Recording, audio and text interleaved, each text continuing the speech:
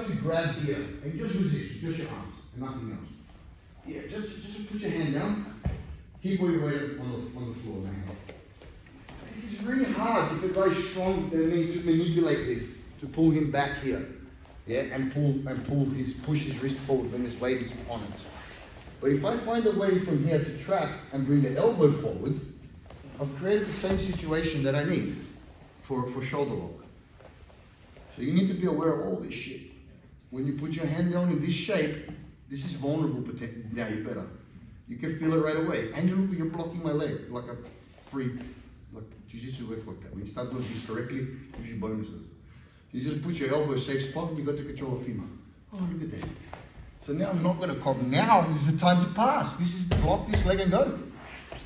Boom. And I just handed it to you. I'm like, oh no. You have no idea how many times I've taken the back. Millions.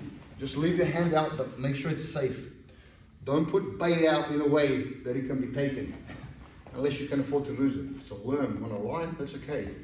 If it's your arm you're using as bait, no. Maybe it's only bait you got. Yeah, that's right. If it's the only thing you got. But in jiu-jitsu, we want to encourage our opponent to move against us. I don't want to have to be the one doing all the movement. If I'm the one doing all the work, it's exhausting. You ever tried to fight someone who's not doing anything, just hiding like this? It's exhausting, you got to do everything. The easiest way is when you get them to open up and they try to come after you. When you go after your coach, you start to go, don't he tap you quicker? That's how it works, because you're moving. You're giving him something to move, to deal with. Isn't it easier to push a car? Let's say your car breaks down now. I hope it doesn't. And we all have to get it going, to push it, to help him get to the petrol station. What's the worst part about doing that? The start or the middle or the end? The start. So when all of you can move the car, I'm going to be in here tying my shoes, and once the car's rolling, oh, come and help. Because it's easy once it's moving. Jiu-jitsu is exactly the same way. If someone's sitting there and there's complete inertia, there's no movement, I'm going to make all the movement, it's really hard work. Whereas if I put my body in a position where it's going to encourage you to reach and move, and in a fight, people want to reach and move. They do it instinctively. When you start to train, and you train for a long time, then you learn to hold your horses. You learn to time yourself better. In the middle of the fire right now, you're all still panicking. The black belts go in and it's okay. I've been in here so many times, they just chill out and they wait for the opportunity. Oh, it didn't come today, that's okay. Or it comes, there it is.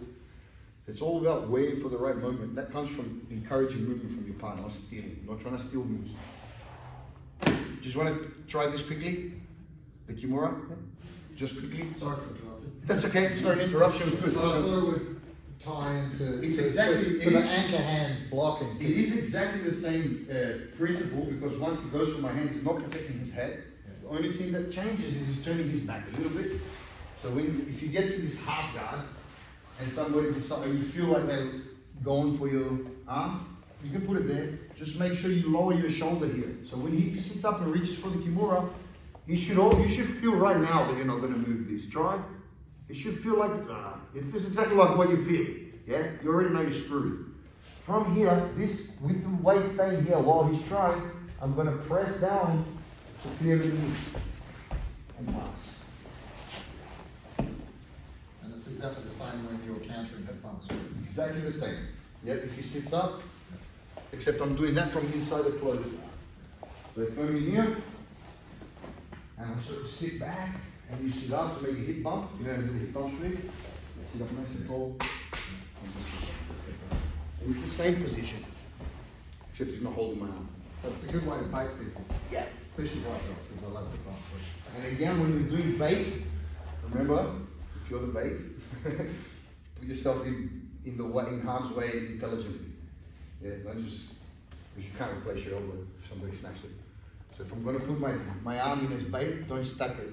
Like if it's like this, it doesn't take much to push it behind you. From here, you're weak. Even if you're strong, when your hand's behind your back, you're weak. So put your cuffs back here. Yeah. From here, I'm going to sink. So everything's in this line. So if he's pulling, he has to pull my elbow forward of my wrist behind my elbow, my wrist. It's a lot of movement from here. And all I got to do to resist is straighten everything out. Quickly try that. Let's go. 3, 2, 1.